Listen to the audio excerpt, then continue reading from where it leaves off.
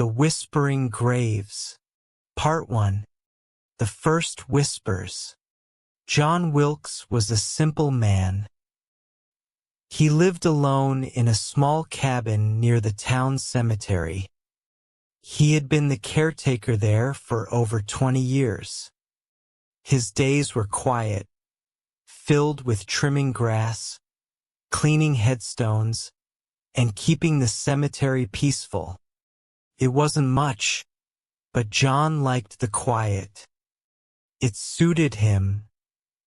The cemetery was old, with cracked tombstones leaning to one side and moss covering many names. Some graves were so old that nobody visited them anymore. For John, the cemetery felt like a second home. He knew every corner, every tree, and every grave by heart. But one evening, something strange happened. It was a cloudy night, and the wind was soft, carrying the faint smell of rain. John was locking the cemetery gate, as he always did before heading back to his cabin. Just as he turned the key, he heard something, a faint sound, like someone whispering. He stopped and looked around. "Hello?" he called out. His voice echoed between the graves, but no one answered. John frowned. Sometimes teenagers came to the cemetery to play pranks or tell ghost stories. He hated that. The cemetery was a place for respect, not games. "Who's there?" he shouted, stepping into the dark rows of graves. The whispering grew louder, but it didn't sound like one voice. It sounded like many, all speaking at the same time. John's hands tightened around his flashlight. His heart beat faster as he shined the light over the graves. "Come closer," a voice whispered. John froze. The whisper was clear this time, but it didn't come from a person. It came from the ground, beneath the graves. Who's there?" John stammered, his voice shaking. "Help us," another voice said. It was soft and full of pain. John took a step back, his flashlight trembling in his hand. The whispers continued, growing louder and clearer. "We were wronged," one voice said. "No justice," whispered another. "You must listen," a third begged. John didn't know what to do. He was just a caretaker, not someone who dealt with strange things like this. But he couldn't move. His feet felt like they were glued to the ground. "You see us," one voice said. "You hear us," added another. "You must help us," the voices said together. John shook his head. I don't understand," he whispered. Suddenly, the whispers stopped. The silence was heavy, almost louder than the voices had been. John stood there, his flashlight shining weakly over the graves. Then he heard one last whisper, softer than all the others. "Tomorrow, we will tell you." The next thing John knew, he was back in his cabin, sitting in his chair with the flashlight still in his hand. He didn't remember how he got there. All he knew was that he was afraid to sleep. As the night stretched on, the whispers stayed in his mind. What did they mean? Who were they? What would they tell him tomorrow? John stared out of his window at the dark cemetery in the distance. For the first time in 20 years, The quiet of the cemetery didn't feel peaceful. It felt like the beginning of something he wasn't ready for. John barely slept that night. Every time he closed his eyes, he could hear the whispers again, soft and urgent, as if they were just outside his cabin. He tried to convince himself it was his imagination. Maybe it was the wind passing through the trees, or maybe he was just tired. But deep down he knew better. Morning came, gray and overcast, as if the sky itself shared his unease. John carried on with his work, trimming grass and clearing away fallen leaves, trying to push the strange events of the night before out of his mind. But no matter how hard he worked, the whispers stayed with him, like a shadow he couldn't shake. As the sun dipped below the horizon and the cemetery grew quiet again, John felt a nervous energy building inside him. He told himself he wouldn't go back out there tonight. Whatever he thought he heard, it wasn't his problem. He was just the caretaker. His job was to tend to the graves, not talk to them. But as darkness fell, something pulled him back toward the rows of headstones. The same heavy air from the night before seemed to settle over the cemetery, thick and oppressive. He found himself standing in the center of the graveyard, the cool night air brushing against his face. At first, it was silent, too silent. Even the crickets seemed to have gone quiet. Then the whispers began again, faint at first, like they were testing him. "John," one voice called, low and deliberate. He stiffened. Hearing the whispers was strange enough, but now they were saying his name. "Who's there?" he said, his voice cracking. The whispers grew louder, and once again, they seemed to come from all around him. "You know us," a voice said. "You've walked among us for years," another added. "You've ignored us," a third voice said, colder than the others. John spun in circles, shining his flashlight over the graves. But there was no one there.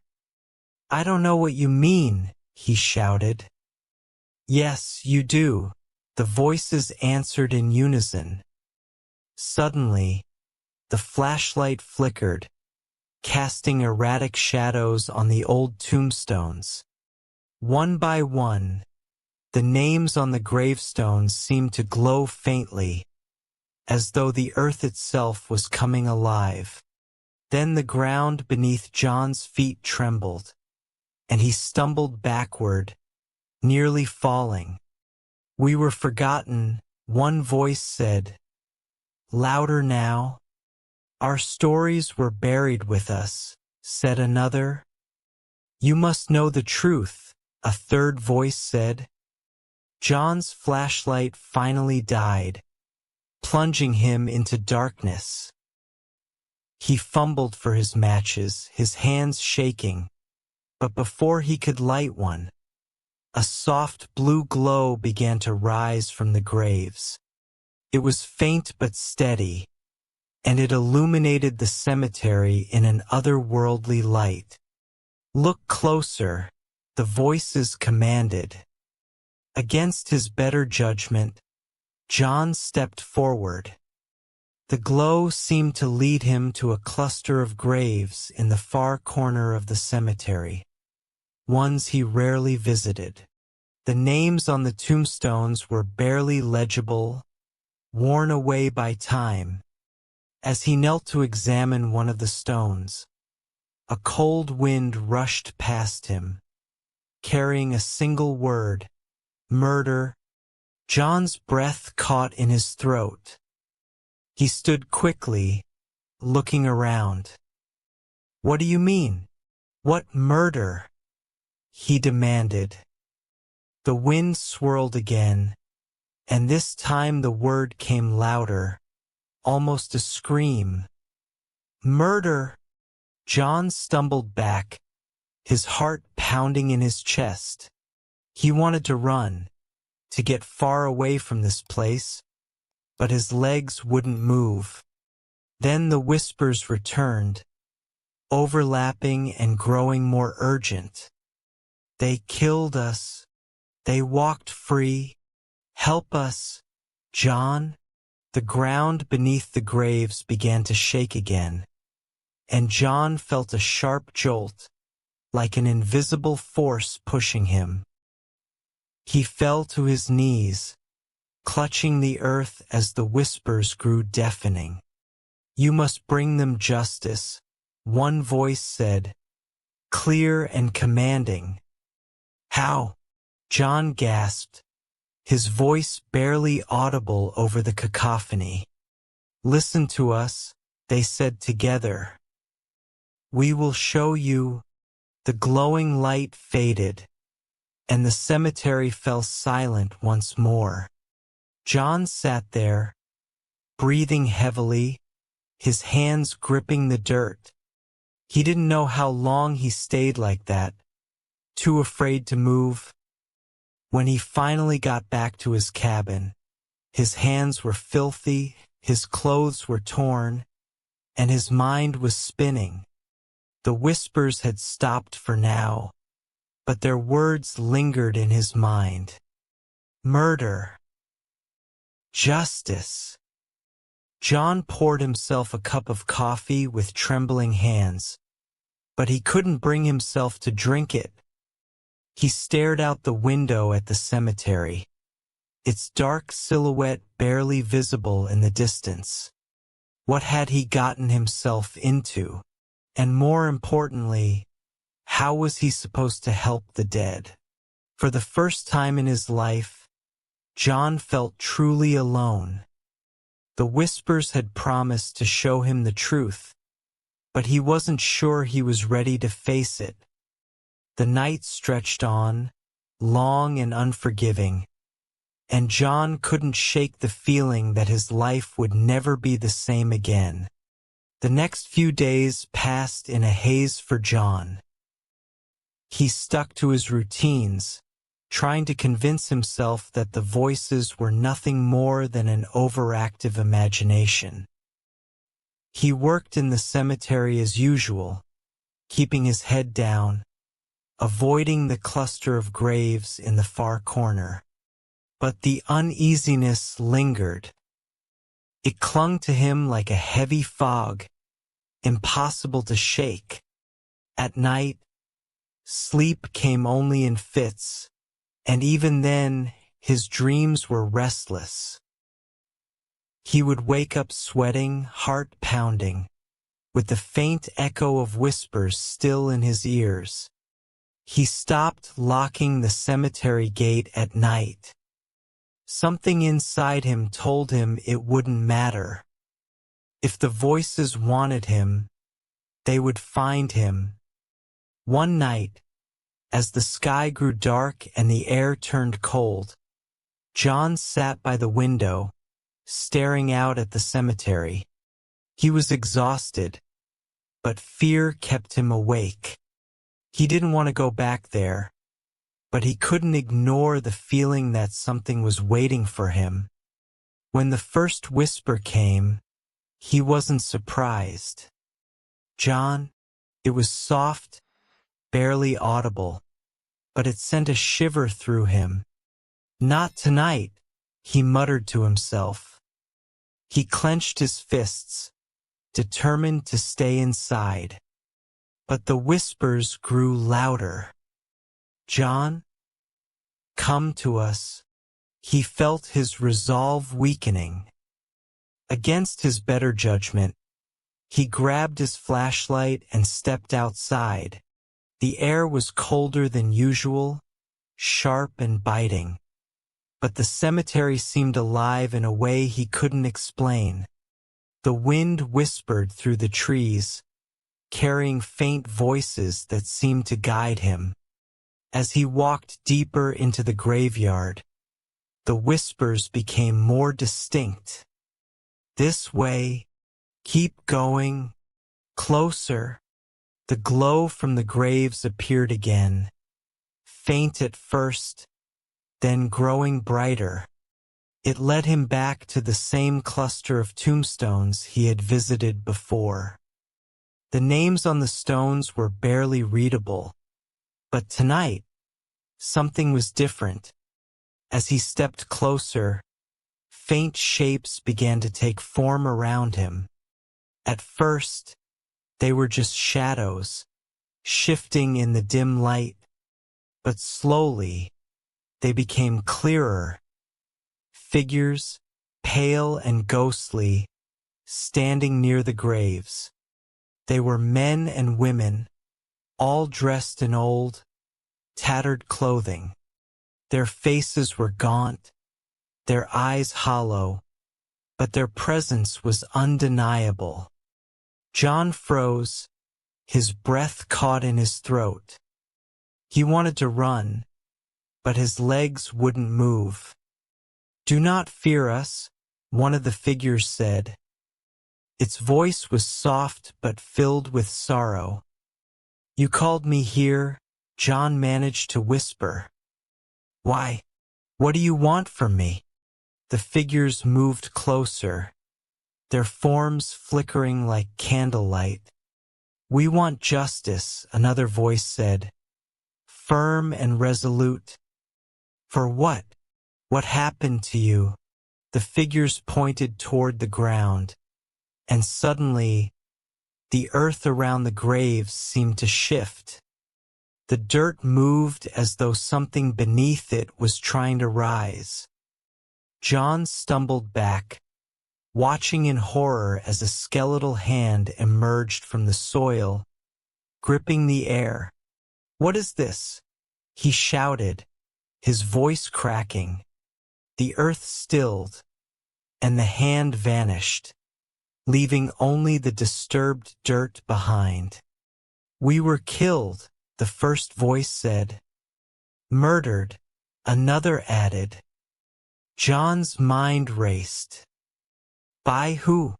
The figures seemed to shimmer, and a new voice joined the others, low and full of anger. "They came at night," it said. "Men from the town. They took us from our homes, one by one. They didn't care about our cries. They silenced us and buried the truth." John's heart pounded in his chest. He could hardly believe what he was hearing. Why would they do that? The figures didn't answer right away. Instead, they shifted, their forms flickering. "They were powerful," one said. "They were afraid we would speak," another added. John felt a wave of nausea. He didn't want to know more, but he couldn't stop himself from asking, "What do you want me to do?" The whispers grew louder, overlapping in a chaotic chorus. "Find them, expose them, make them pay. I don't even know where to start," John cried. One of the figures stepped forward, its hollow eyes staring directly into his. "We will show you," it said, "but you must listen. You must believe." Before John could respond, the glow around the graves began to fade, and the figures slowly disappeared into the darkness. The cemetery fell silent again, but the disturbed earth remained, a haunting reminder of what he had just witnessed. John stood there for what felt like hours, the whispers echoing in his mind. He didn't understand why this was happening to him, but he knew there was no turning back. The dead wanted justice, and for some reason, they had chosen him to deliver it. As he made his way back to the cabin, his legs felt heavy, his thoughts racing. He didn't know who these spirits were or how he could help them, but one thing was certain. His quiet life as a caretaker was over. The dead weren't resting, and neither would he until he uncovered the truth. John woke up the next morning with the feeling that he had been watched all night. His cabin felt smaller than usual, as though the walls were closing in around him. The whispers were silent for now, but their presence lingered, pressing against his mind like an invisible weight. He sat at the small wooden table, staring at the untouched plate of food in front of him. His appetite was gone. The events of the previous night played on a loop in his head. The glowing graves, the ghostly figures, and their desperate plea for justice. He tried to make sense of it, but the more he thought about it, the more questions he had. By mid-afternoon, John decided he couldn't sit idle any longer. The spirits had said they would guide him, but he didn't know how. He needed answers, and the only place he could think to start was the cemetery itself. He grabbed his notebook and a pen, determined to document anything unusual. As he walked out of his cabin and toward the graves, he noticed how quiet it was. No birds, no rustling leaves, just an unnatural stillness. The cemetery seemed different in the daylight, less menacing but still eerie. The same cluster of graves drew his attention, the ones where the whispers had been loudest. He knelt in front of one of the headstones, brushing away the dirt to reveal the faint inscription. Elizabeth Carter, he read aloud. The dates below her name suggested she had died over 100 years ago. He moved to the next grave. Samuel Price, another old date. The pattern continued as he checked the remaining stones. Each name unfamiliar, each date long past. As he stood up, a sudden gust of wind rushed through the cemetery, scattering leaves across the ground. He froze. The wind carried something with it, faint and distant. A whisper. Follow us. John's heart raced as the wind seemed to tug at him, pulling him toward the far end of the cemetery. He hesitated but then followed, his steps slow and cautious. The wind grew stronger as he approached a large, twisted oak tree near the edge of the property. The tree's roots were thick and gnarled, spreading out like skeletal fingers. Beneath one of the roots, the ground looked disturbed, as though it had been dug up and hastily covered again. Dig, the whisper urged. John hesitated. He didn't have a shovel, and even if he did, he wasn't sure he wanted to know what was buried there. But the voices grew more insistent. Dig. He dropped to his knees, using his hands to claw at the dirt. The soil was cold and damp, sticking to his fingers as he worked. His breathing grew heavy, and his heart pounded in his chest. After what felt like an eternity, his fingers scraped against something solid. He pulled back the dirt to reveal a wooden box, old and rotted, its edges splintered. He hesitated for a moment, then pried it open. Inside was a bundle of papers, yellowed with age, tied together with a frayed piece of string. John picked up the bundle, his hands trembling. The papers were brittle, the ink faded but still legible.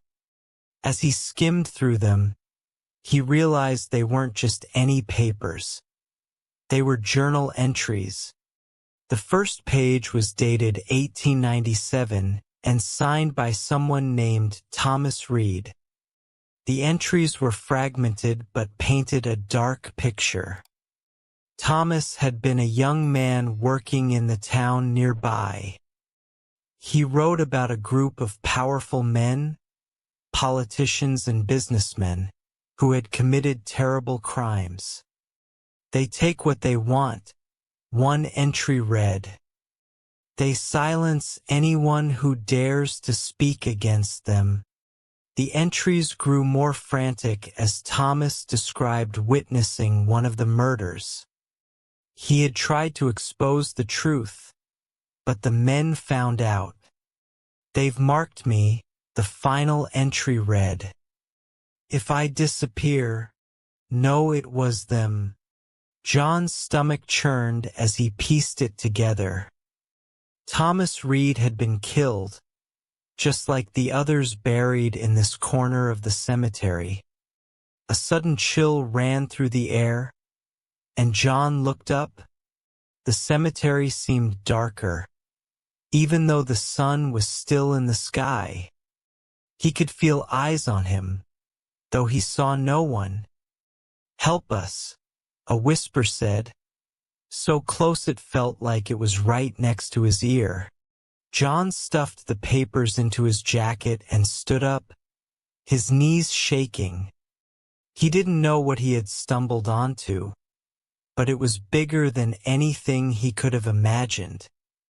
As he made his way back to the cabin, he couldn't shake the feeling that he was being followed. Every rustle of leaves, every snapping twig made him turn his head.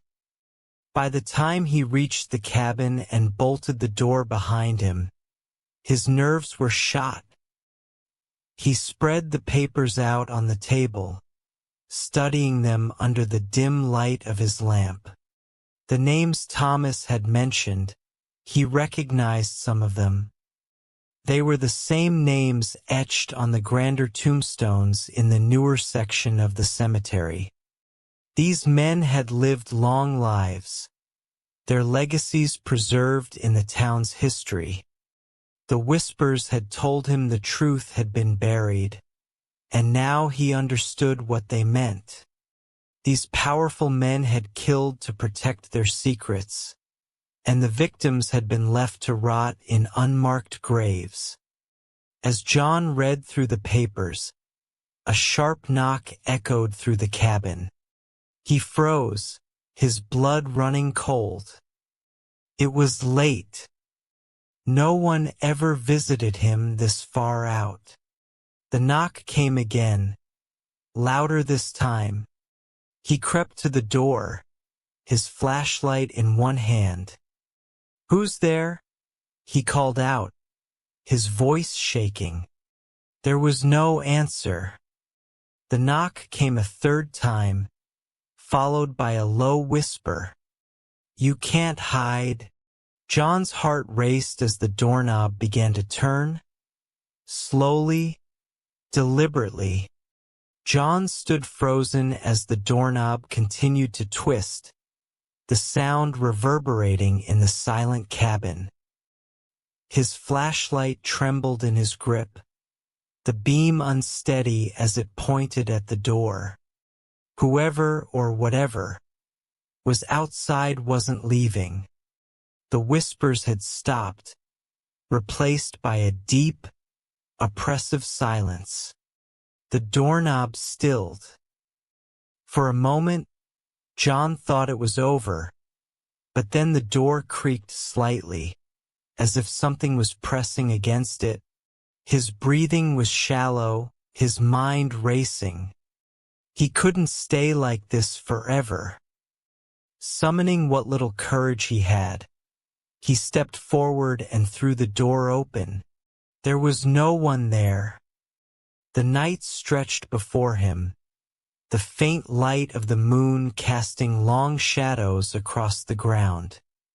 The trees swayed gently in the breeze, their branches forming twisted, ghostly shapes. John stepped outside, his flashlight scanning the area.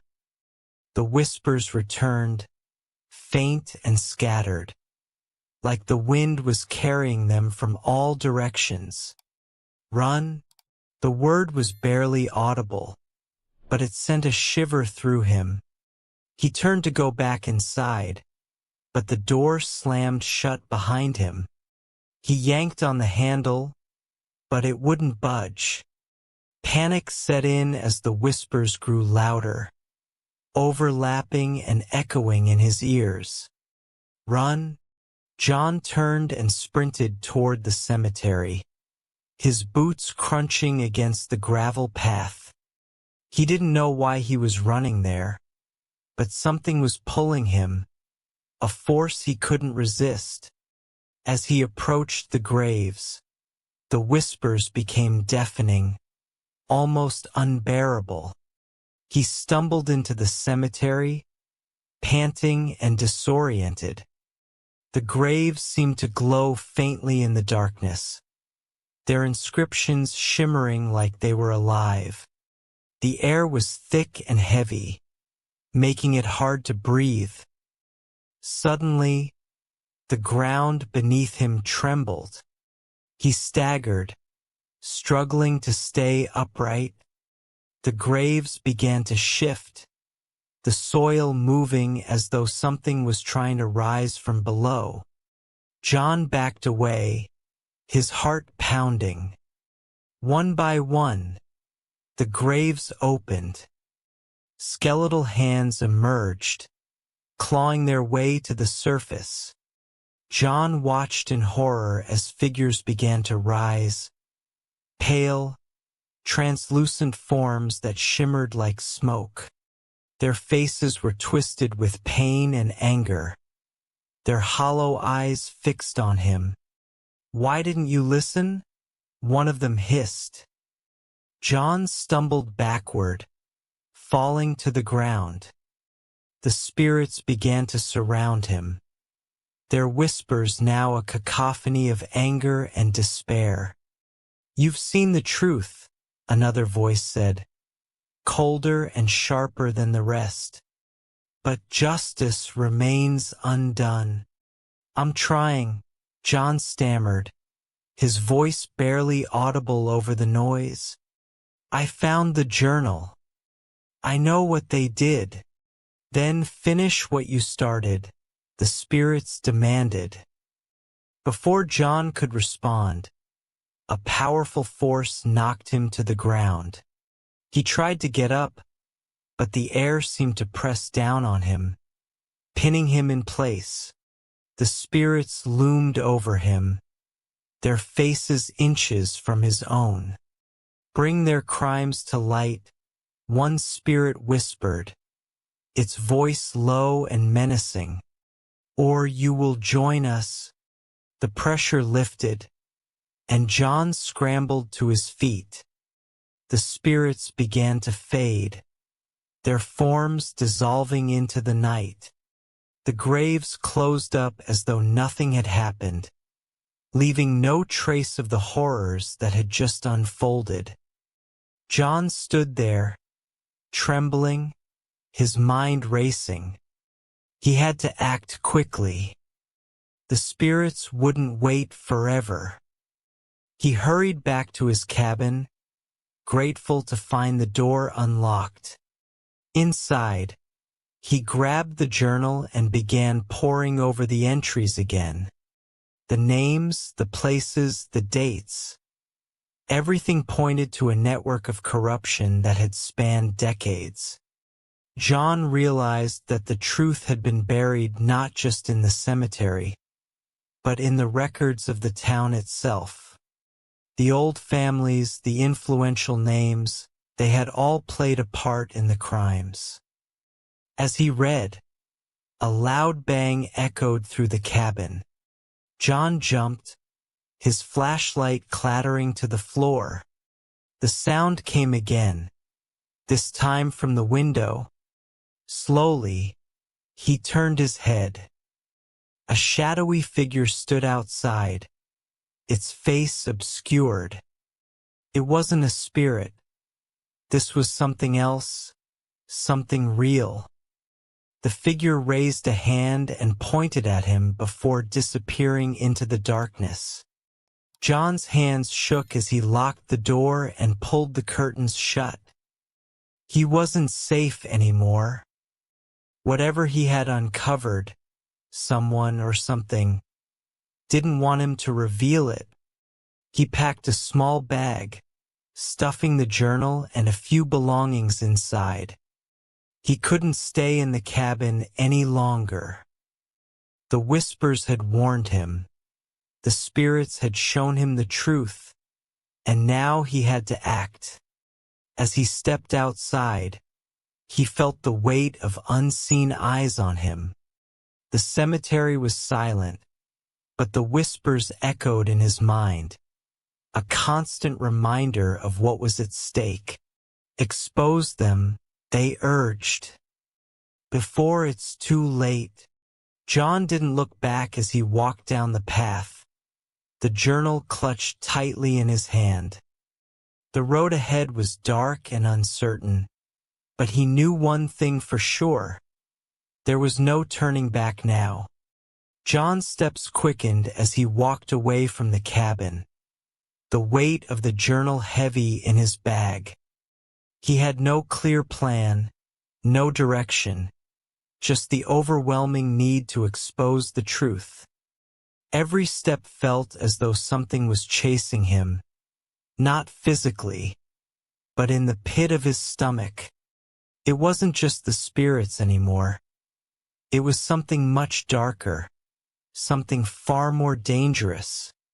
He could feel the threat in the air, pressing down on him like a suffocating fog. The night was cold, the wind biting at his skin as it whipped through the trees. The only sound was the crunch of his boots against the gravel path. But it was as if the forest itself was holding its breath. John tried to push the thoughts from his mind, but they kept circling back to him. Who had been the shadowy figure at his window? Who didn't want him to uncover the truth? He thought about the journal again, about the details Thomas Reed had written. The names of the men who had committed the murders, the powerful, untouchable figures who had gotten away with it for so long. Some of the names were still familiar in the town. Family names still carrying weight in local politics and business. Some of the men had even died decades ago, but their influence lingered, their power still felt in the town.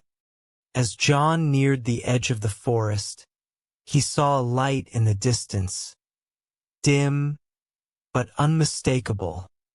The town. It was so close. He could finally get help. He could take the journal to the authorities, expose the corruption and the murder, and perhaps bring the spirits the justice they so desperately sought. Maybe then the whispers would stop. Maybe he could finally have peace. But as he reached the first houses at the edge of the forest, something felt off. There was no movement in the streets. No sound of cars. No lights in the windows. It was as though the town itself was asleep, or worse, hiding something. John's heart began to race again, and the unease that had settled over him returned with a vengeance. He approached the nearest building cautiously, his footsteps muffled against the dirt road. As he got closer, the silence became unbearable. The town, once bustling and full of life, now felt abandoned, as though it had been left to rot in the dark. He reached for the door handle, but before he could touch it, he heard something a low, guttural sound, like a growl, from somewhere deep within the shadows. John froze, his body going rigid. His breath caught in his throat as the growl became louder, closer. Then, from the darkness, a figure stepped forward. It was a man, but not one John recognized.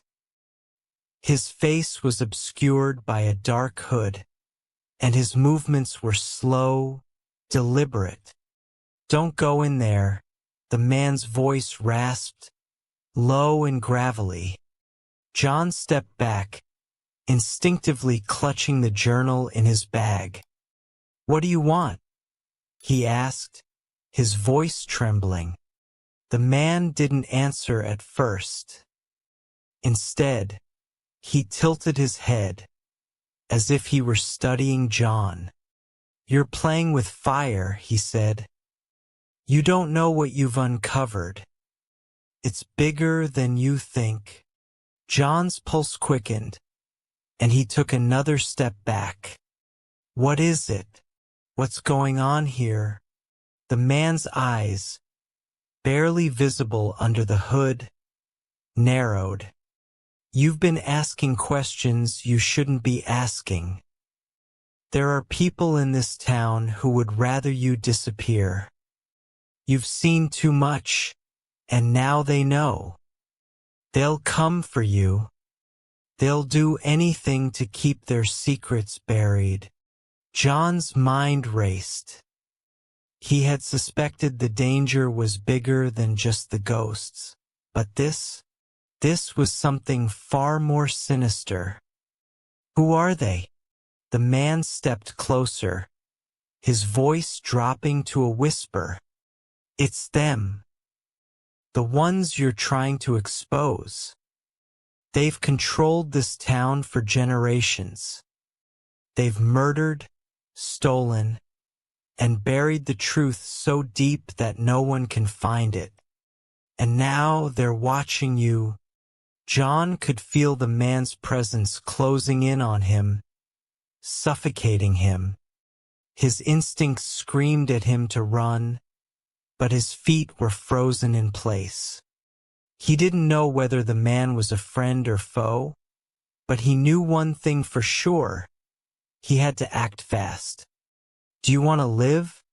the man asked, his voice sharper now. "Because if you're not careful, you won't make it out of here alive." Before John could respond, the man reached into his coat and pulled out something shiny. A knife, its blade glinting in the faint light. John's heart pounded as the man stepped forward again, his movements unnervingly calm. "Stop!" John shouted, his voice cracking. He didn't know what to do. He was alone, outnumbered, and unprepared. He had no weapon, no way to defend himself against the man or whatever else was lurking in the shadows. The man paused, his eyes studying John with cold indifference. "You think you can expose them? You think you can stop this?" He chuckled darkly, the sound like gravel scraping against stone. "You're just a pawn in a game you don't understand." Before John could react, the man lunged at him, the blade aimed straight for his chest. In that moment, everything seemed to slow down. John's heart skipped a beat, and he barely had time to move before the man was on him. But just as quickly, the man was knocked off balance. John looked up to see another figure, a woman, shoving the man away from him. She was strong, determined, and her eyes burned with the same urgency John felt. "Run!" she shouted, grabbing his arm and pulling him toward the dark alleyway. John didn't hesitate. He followed her without question. his mind racing. Who was she? What was happening? But there was no time for answers. As they ran through the alley, John glanced back to see the man, still recovering from the shove, now stumbling after them. The woman led him deeper into the maze of streets, and John could hear the sound of footsteps behind them, growing louder by the second. The woman didn't stop running. "They're not going to let you walk away. They'll come for you," she said, her voice steady despite the fear in her eyes. "But I can help you. You need to expose them. You need to finish what you started." John didn't have time to think. He could barely keep up with her, but he knew one thing. He had no choice but to trust her. He had to uncover the truth. He had to survive. They turned a corner, and the woman shoved him through a door, slamming it shut behind them. They were inside a small, dimly lit room, and the silence that followed was deafening. For the first time in hours, John allowed himself to breathe. But the danger was far from over. The woman turned to him, her face now illuminated in the faint light. "You don't understand," she said. "You're not the only one they're after." John's eyes widened. "What do you mean?" "Your life isn't the only one on the line." Her voice was trembling now. "They'll come for me, too. For anyone who tries to stop them." That's the end of the story. If you enjoyed the story, please like, share, and subscribe for more exciting tales. Check out our other videos and share your thoughts in the comments. Stay tuned for the next adventure. Thanks for watching.